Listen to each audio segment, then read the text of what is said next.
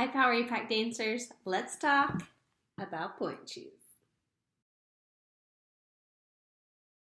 So if pointe is something that is on your mind, I'm here to give you some tips about what you can do to put yourself in the best position possible to be selected for pointe track. Now this video is specifically for our rising 6th, 7th, and 8th graders. You guys are the ones that I'm going to be looking for to go on pointe for the first time, specifically to be in pointe 1. Now if you're a high schooler that does want to be considered for pointe track, don't count yourself out. Following these guidelines I'm about to give can also help you be in the best position to be considered to be put in pointe track as well. Now the first thing that is to be considered is your age. You must be at least 12 years old to be put on pointe at Power APAC. So if you are in 6th grade and won't be turning 12 quite this year, but pointe is on your mind and is a dream for you, keep working hard in ballet class and go ahead and start some of these exercises. There are 5 main considerations I have when putting someone on pointe shoes. 1 is foot and ankle range of motion, stability, and alignment. Let me show you what I mean. All right, dancers, so we're going to talk about foot and ankle alignment, stability, and range of motion. When you rise up onto releve, you want to make sure that your ankles are right above your toes. Make sure we're not going onto the outside, onto the inside, and that there's no wobbling in our ankles. Looking for strong, stable, aligned ankles. And you can see this in first position as well.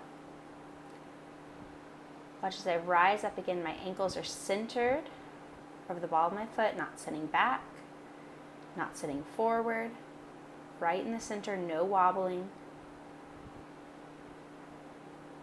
We also want to talk about range of motion. So range of motion is basically how far you can flex and point your foot. So how far you can go back and forward. Now that's important because we have to be able to come all the way up onto the box of the shoe. Yes, and if you have some impingement in your ankle, meaning that your foot can only stretch so far, we need to make sure to do some stretching and strengthening exercises to get as much range of motion as possible so you can be right on top of the shoe. 2, I'm looking for core strength and spinal alignment. 3, I'm looking for your range of motion and understanding of your turnout. Let's talk about it.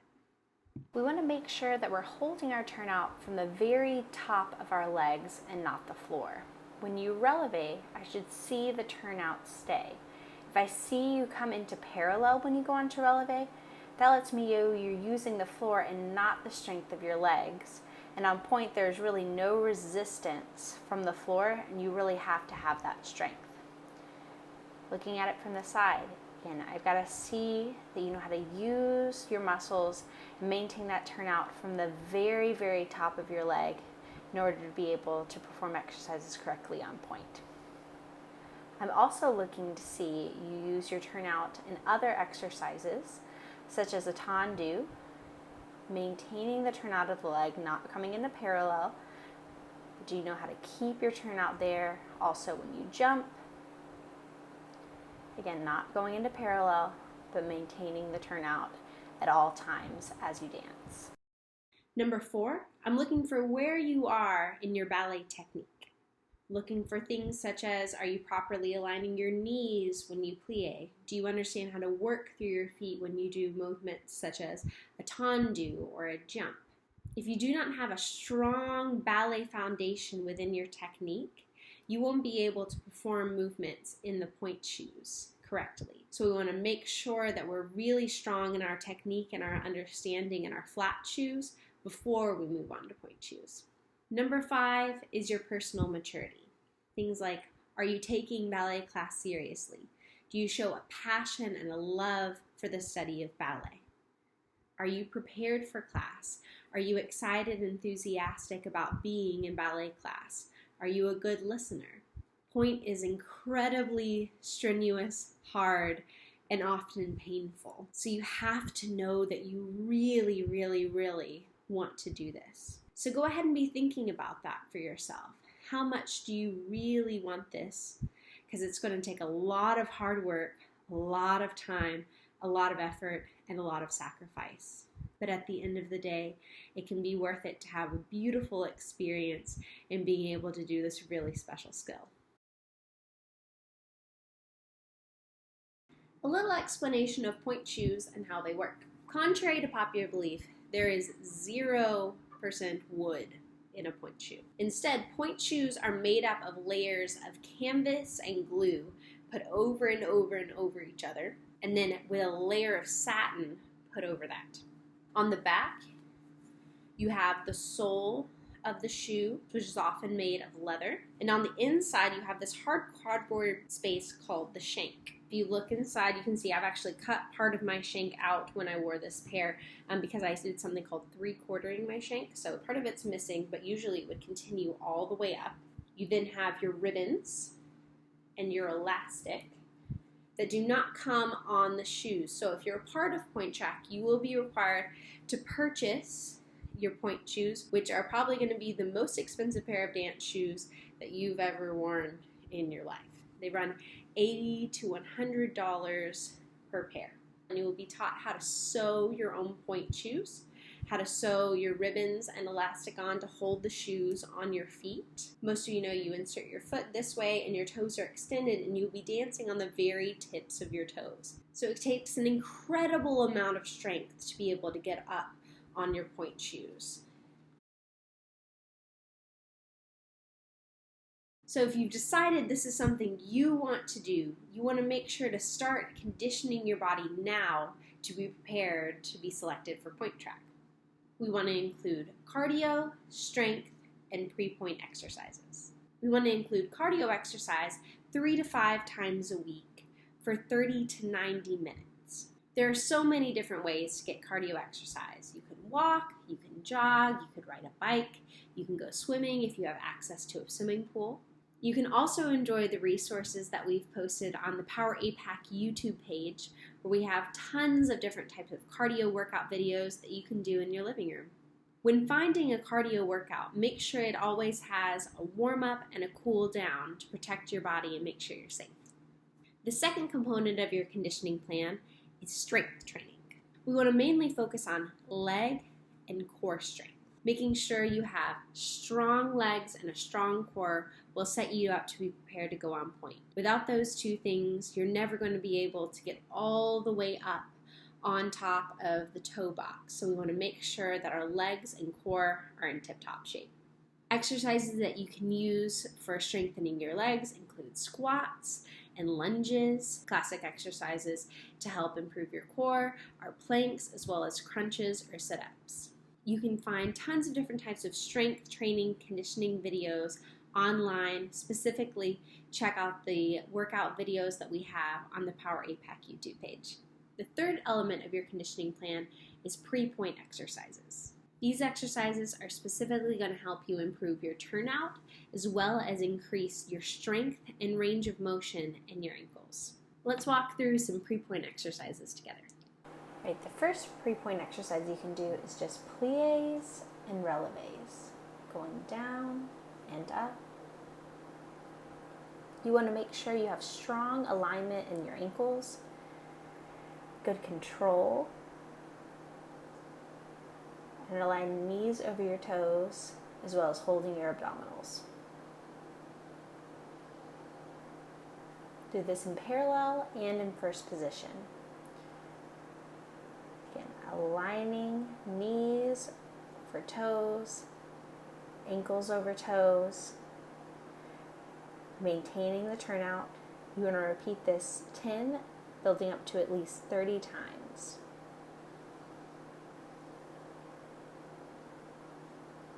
The next exercise is a plie releve, but keeping the heels up. So you're going to come to the highest releve possible, and then bending your knees forward over your toes, keeping the heels very, very high. You'll begin to feel this in your legs, your ankles, and your feet. Again, it's all about control and alignment. Make sure you're engaging your abdominals as well, holding good spinal alignment. You'll repeat this in first position as well, making sure you're maintaining your turnout. Keep those heels lifted. as high as possible. They shouldn't drop and lift very much at all. And similarly, you'll want to repeat this 10 to 30 times. You can hold on to a piece of furniture as well for stability. The next exercise is called a clamshell. This is going to help you increase and maintain your turnout. You should feel at the very top of your leg, right where your leotard line would be. Keep your hips stacked, one right on top of the other. You're going to slowly open your top knee like a shell, keeping your feet together. Then slowly close. You do not want to go too fast. And you should feel the top of your leg working and rotating.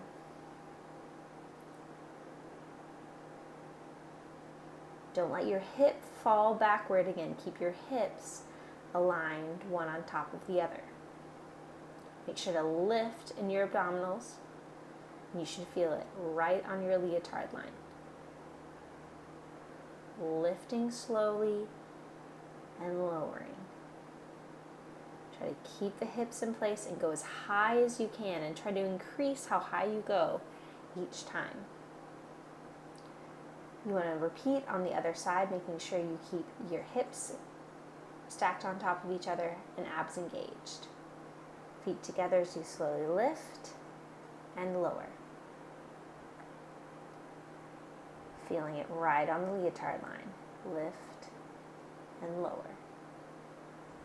You'll want to repeat on both sides, 10 building to at least 30 times.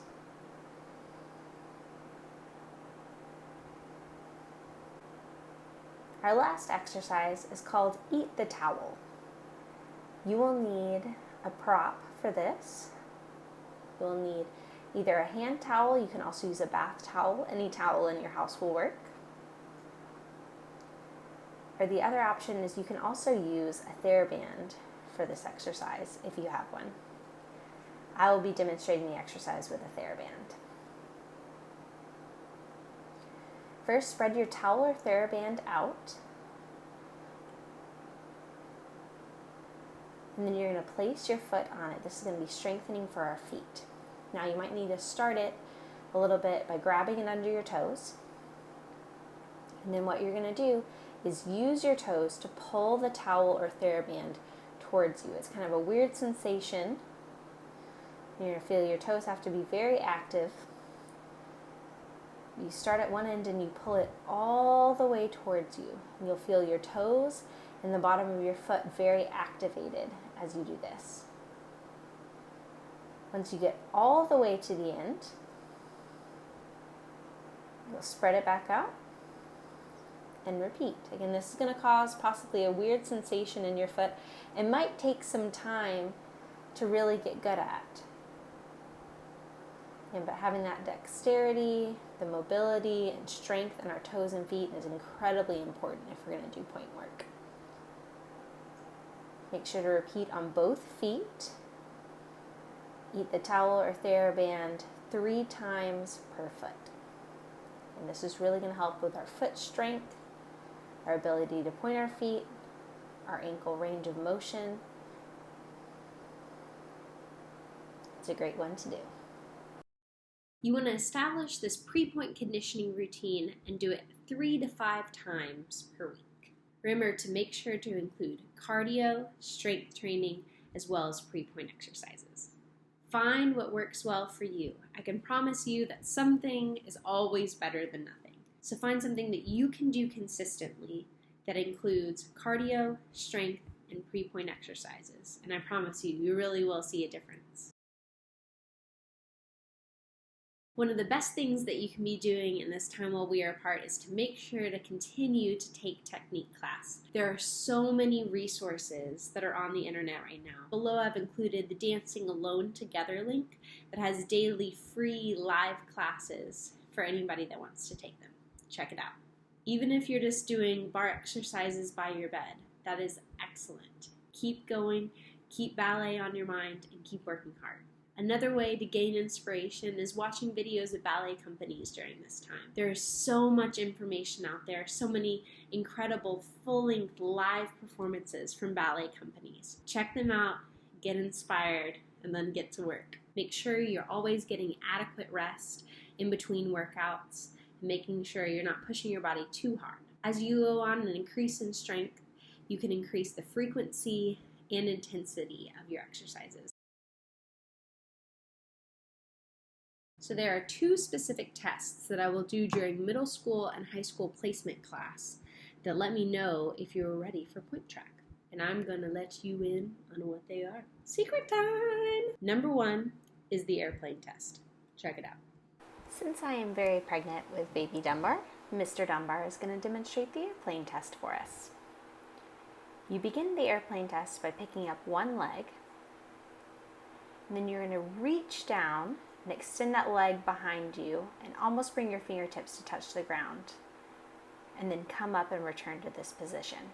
Now what I'm looking for is what the ankle on a standing leg is doing. Do you see how Mr. Dunbar is kind of wobbling back and forth? That's what we don't want. I'm looking to see your ability to hold that ankle completely straight. We'll repeat that on the other leg. Let's take a closer look. So watching the standing leg ankle, and you would want to keep that ankle completely still to show me that you've got the strength and stability to be ready for point work. So he would want to work on keeping that ankle completely still by doing some of those pre-point exercises. The second exercise I always evaluate on is a grand plie in center. You've got to be able to complete the entire exercise down and up without any sort of wobbling, as well as keep correct alignment in your ankles, in your feet, as well as your spine and your knees aligned over your toes. Below, I've included the link called Pre-Point Exercises from a YouTube channel called Claudia Dean Coaching. It's an excellent tool to see some pre-point exercises that you can do at home. Keep in mind, some of the exercises do involve a Theraband. And there you have it. Those are my tips and tricks for getting ready for point track. I would love to see so many of you be ready for that in the fall, and the more you prepare, the more I'm going to be able to consider you. If you have any additional questions, please let me know. I'm here and would love to continue to send you all the resources I can and all the support I can to have as many people as possible be a part of Point Track with us. If point is a goal for you, I say go for it. Don't let anybody question you. Don't let anybody doubt you. Don't doubt yourself. Know that I believe in each and every one of you, and I would love to see all of you guys go for Point Track when we return together. I love you all very much. I will see you on point later.